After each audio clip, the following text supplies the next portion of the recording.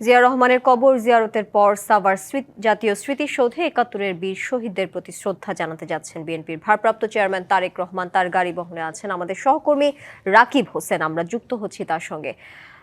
রাকিব, বাবার কবর জিয়ারত শেষে তো এই মুহূর্তে সাভারের জাতীয় স্মৃতিসৌধের উদ্দেশ্যে তারেক রহমান, কি পরিস্থিতি দেখছেন ওইখানে? সার্বিক পরিস্থিতি সম্পর্কে বিস্তারিত জানাবেন। এখন সাভারের এটা গাড়িবহরটি এখন হচ্ছে, আপনাকে আমি যেমনটা বলেছিলাম এর আগে, আসলে গাড়িবহরটি এখন কিন্তু রয়েছে আমিনবাজার পার হচ্ছে। আমিনবাজার পার হয়ে গাড়িটি কিন্তু সাভারের উদ্দেশ্যে আস্তে আস্তে এগিয়ে যাচ্ছে। যেহেতু মাঝখানে একটু আপনাকে একটা বিষয় একটু জানাতে চাই আমি, যে গাড়িবহরটিকে কেন্দ্র করে কিন্তু এখানে যেসব নেতা কর্মী থেকে শুরু করে সমর্থক যারা রয়েছেন জনসাধারণ, তারা কিন্তু আসলে তারেক রহমানকে এক নজর দেখতে কিন্তু এই পুরো সড়কটিতে, অর্থাৎ সেই শেরেবাংলা নগর থেকে আমরা দেখতে পেয়েছি যে আমিনবাজার এলাকা আমরা পার হচ্ছি। এলাকা পর্যন্ত কিন্তু আসলে তারেক রহমানকে পুরোপুরি জনসাধারণ যারা রয়েছেন তারা আসলে বরণ করে নিতে, স্বাগত জানাতে এবং তাকে এক নজর দেখতে নানা শ্রেণী পেশার মানুষ কিন্তু এখানে একসাথে হয়েছেন, অংশ নিয়েছেন। এবং আরেকটা বিষয় আমরা লক্ষ্য করেছি যে এখানে শিশু থেকে শুরু করে বৃদ্ধ সবাই কিন্তু তারেক রহমানকে এক নজর দেখার জন্য এসেছেন এবং স্বাগত জানাতে এসেছেন। এবং আমরা তাদের সঙ্গে কথা বলেছি, তারা ভাবছেন এবং তারা যেটা বলছেন যে আসলে তারেক রহমানই আগামী বাংলাদেশের উন্নয়ন এবং হচ্ছে বাংলাদেশকে নতুন ভাবে সুন্দর বাংলাদেশ গড়ে তোলার জন্য কাজ করতে পারবেন এবং এমন নেতাই তারা চান। এবং এখানে আমি আরেকটা বিষয়টা জানাতে চাই, যেহেতু আসলে জনসাধারণ রয়েছে রাস্তার দুপাশে,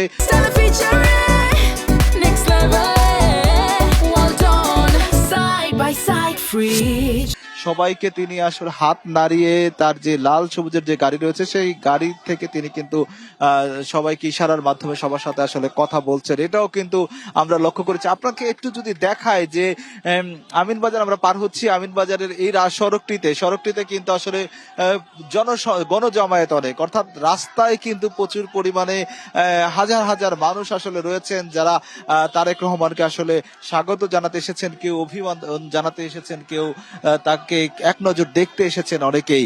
কারণ দীর্ঘ ১৭ বছর পর গতকালকে ঢাকার মাটিতে অর্থাৎ দেশের মাটিতে প্রথম স্পর্শ করেন তিনি এবং এরপরে কিন্তু তিনি গতকালকে দেশবাসীর উদ্দেশ্যে কথাও বলেন এবং সবাইকে আশ্বস্ত করেন যে নতুন এক বাংলাদেশ গড়ে তোলার প্রত্যাশা নিয়ে সবাই একযোগে কাজ করবে। এবং একই সঙ্গে আপনাকে আমি আরেকটা তথ্য জানাতে চাই যে শেরেবাংলা নগরস্থ জিয়া উদ্যানে কিন্তু বিকেল বেলা তিনি শহীদ প্রেসিডেন্ট জিয়াউর রহমানের কবরে কিন্তু শ্রদ্ধা নিবেদন করেন। একই সঙ্গে তিনি সেখানে দোয়া করেন এবং দোয়া করার পর তার গাড়ি বহরটি আসলে সাফারের উদ্দেশ্যে রওনা করে সেই বিকেলেই। কিন্তু বিকেল পেরিয়ে এখন ঠিক ঘড়ির কাঁটায় আমি যদি বলি তাহলে 7:08, অর্থাৎ এখনো কিন্তু আমরা পুরোপুরি গন্তব্যে পৌঁছাতে পারিনি। যেহেতু রাস্তায় জনসমাগম রয়েছে এবং তার সমর্থক নেতাকর্মী সবাই রাস্তায় তাকে দেখার জন্য এসেছেন, সেহেতু তার যে গাড়ি বহর রয়েছে তারেক রহমানের সেই গাড়ি বহরটি কিন্তু আস্তে আস্তে আসলে সাভারের জাতীয় স্মৃতিসৌধের দিকে এগিয়ে যাচ্ছে। স্মৃতিসৌধে তিনি পৌঁছে সেখানে কিন্তু শ্রদ্ধা নিবেদন করবেন। শ্রদ্ধা নিবেদন শেষে কিন্তু তিনি আবারও ফিরবেন।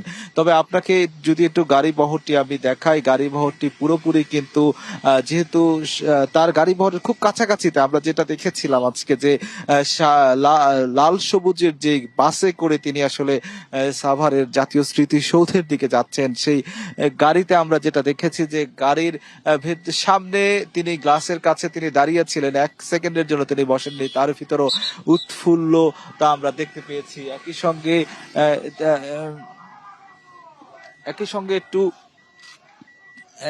আমি একটু আপনাদের একটা বিষয় একটু জানাতে চাই যে আমরা আজকে তাকে উৎফুল্ল অবস্থায় দেখতে পেয়েছি এবং তাকে এতটাই উৎফুল্ল দেখেছি এবং আনন্দিত দেখেছি যে জনসমর্থন এবং জনসাধারণ বিভিন্ন প্রান্তে এবং নানা বয়সী মানুষ তাকে আসলে দেখতে এসেছে, তার সাথে আসলে কথা বলার জন্য এসেছে। এসব কেন্দ্র করে কিন্তু এক ধরনের সুশৃঙ্খল পরিবেশের মধ্য দিয়ে কিন্তু তারেক রহমান আসলে সাভারের দিকে এগিয়ে যাচ্ছে তার গাড়ি বহর। তবে যেহেতু রাস্তার দুধারে এক এক করে আসলে মানুষজন এখনো রাস্তার দুপাশে তার যে নেতাকর্মীরা রয়েছেন প্লাকার্ড নিয়ে, কেউ ব্যানার নিয়ে তাকে আসলে স্বাগত জানাতে রাস্তার দুধারে অর্থাৎ দুপাশে কিন্তু তারা দাঁড়িয়ে আছেন।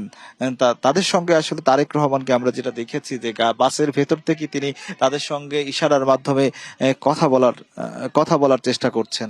এবং একই সঙ্গে এই পুরো গাড়ি বহরে পুরো প্রক্রিয়াতে আমরা পুরো যাত্রাপথে আমরা দেখেছি এবং যাত্রাপথে আমরা দেখছি যে তারেক রহমান কিন্তু স্বতঃস্ফূর্ত ভাবে।